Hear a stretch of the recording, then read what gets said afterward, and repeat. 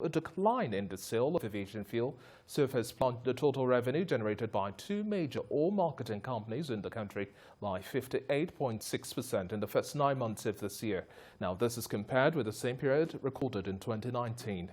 The recent decline can also be attributed to the closure of the nation's airports since March 23 to stem the spread of the COVID-19 pandemic in the country before it was reopened later on July the 8th. Now, the oil marketing companies, Total Nigeria and MRS Oil Nigeria PLC, also saw their combined aviation fuel revenue for the period ended September 30th decline by 14.9 billion naira to hit 10.7 billion naira from 25.6 billion naira in the first 3 quarters of 2019. Well, let's now quickly discuss how badly affected the aviation sector is and how fast the recovery process might just be. I have with me aviation analyst Olumide Onwayo. Good to have you on the show. Good afternoon. Now, one of the biggest concerns for airline operators or individuals who play within the aviation sector is the cost of aviation fuel. Now, IATA earlier on in one of its reports said, well, the average cost of jet fuel is about $611 per ton. Now, looking at the pricing template we have in Saudi Arabia and what plays out in Nigeria, some say, well, at a point in time, it hits over 300 naira. How do you think airlines are expected to navigate through all of this high cost of aviation fuel, knowing we have still been hit by the COVID-19, we have the protest issues, and we can barely even recover, talking about passenger demand and travel patterns at this point? I think at this point in time, it's the oil marketers that are really problems, that have issues with making money, because as the airlines are not operating, the oil marketers cannot really sell oil, sell aviation fuel. And normally in the business, what people really enjoy is that hedging.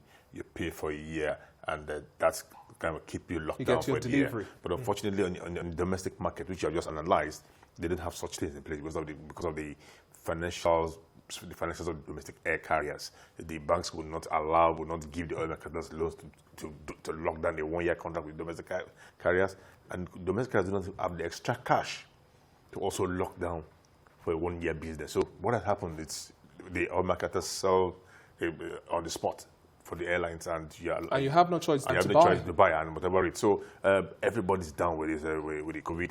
They're followed by the health standards, but the curfew, and with the curfew, flights were also not allowed to fly within the Nigerian airspace.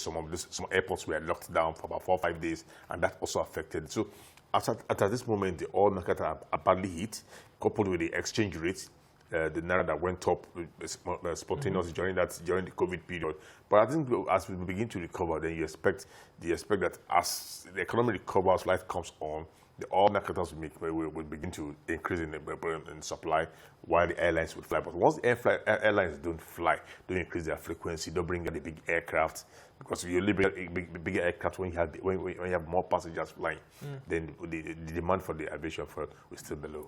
But what sort of conversation do you now expect in terms of addressing this issue of high cost of aviation fuel at this point in time? Jet A1 cannot just be overemphasized as to the critical role it plays now. What level of interface do you think, or conversation do you think, will drive any sort of cost-cutting measure at this point in time now? And then what sort of synergy do you also expect in terms of the airlines looking at sustainable plans that they can just manage through? You can't have individual units of aircraft flying to virtually almost the same destination, still having to burn as much fuel, and the rising cost as well. For the aviation fuel, these 5 things determine it: the endurance of the supplier, endurance of the buyer, and the alternate supply, competitors. Now, if you look at the Nigerian market, what we have is that in other places, in other climes, you see that all the airlines come together and buy the aviation fuel in bulk. Now, for Africa, the African Airlines Association also does something like that. On behalf of the airlines in this organization, they push out a bid, and when you do something like this, you're able to bring down the cost of this fuel. But in Nigeria, every airline goes as an individual, not even through their umbrella body or AON. And when you go as an individual, it is what you see, you buy. It is what you push out, you get. So when you go as an individual, you have given the suppliers enough room to push you around, to give you offers that might not be comfortable. If you go in bulk and they see that you're buying something that's a large quantity, just normal economic sense, you expect that the price will go lower.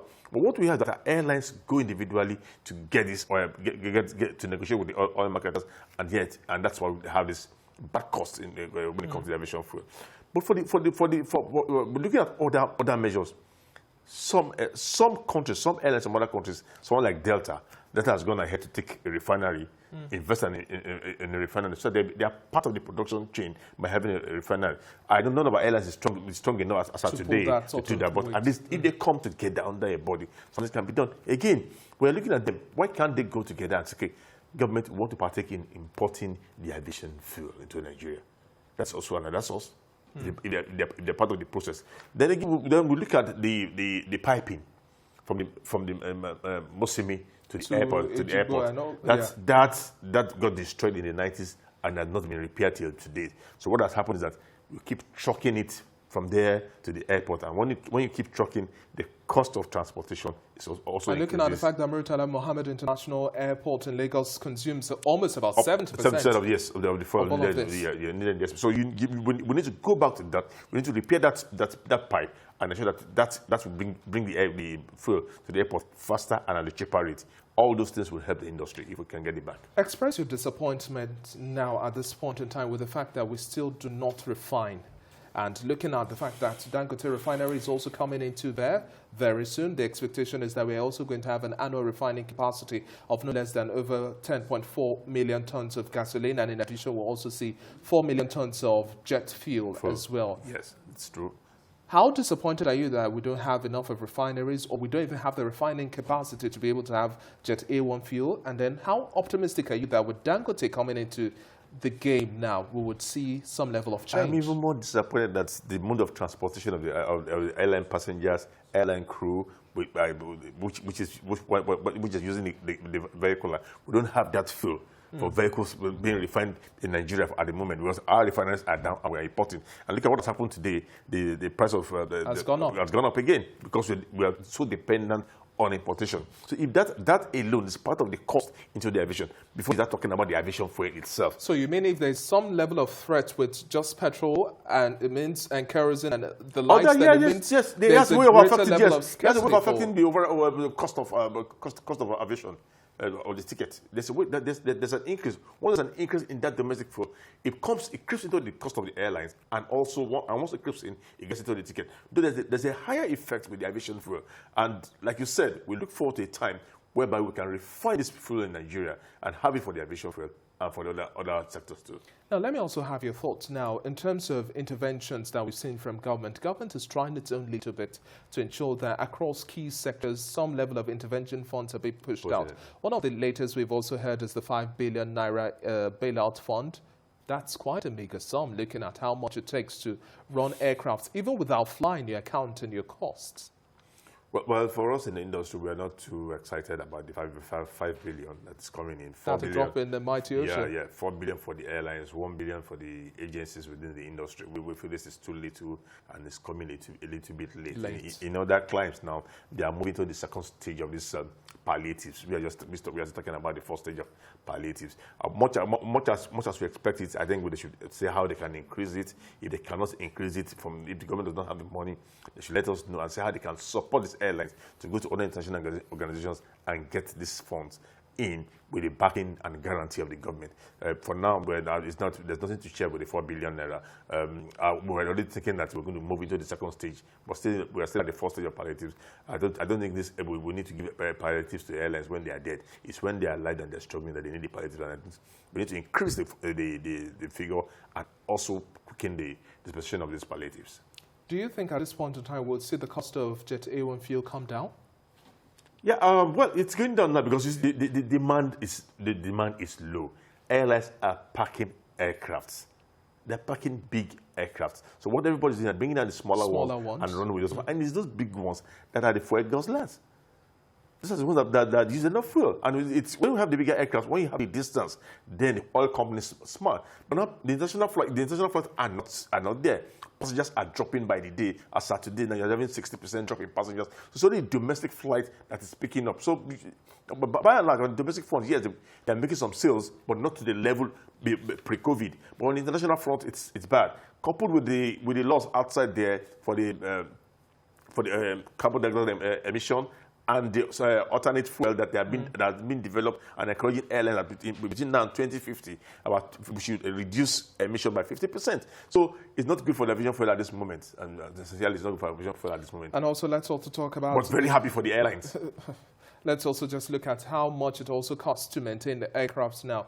Putting the bigger aircrafts just down and then running with the smaller ones also comes at a cost. Oh yeah, whether or not you are running your aircraft. Exactly. The parking, maintenance, while parked. Then you have your crew. For those who have not asked their crew to go away, you need to keep them active, training and having them certified, be able to fly when you are ready to fly. And but the aircraft itself, wherever it is parked, you need to continue to maintain it and ensure it's in the perfect condition. All this costs money. Then if you add that with the parking fee, well, the airlines are bleeding, and that is why we need the support of the government. And do you think we'll still see or have a point in time where Nigeria now takes seriously looking at the fact that we have to create an aviation hub, just tilting away from aviation fuel now? We still have buses still there and bilateral air service agreements that we're not necessarily exploring. What sort of conversations do you now think we should start preparing a blueprint for so that when it comes to recovery, we hit hard and fast?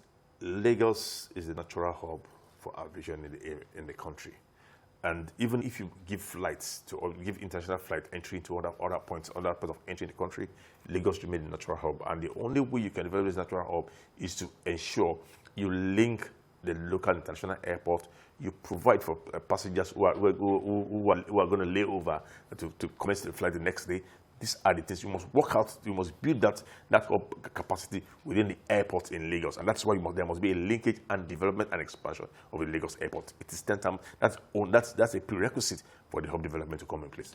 The year 2020 has been quite a challenging one. Now, how would you rate the performance of the Minister of Aviation?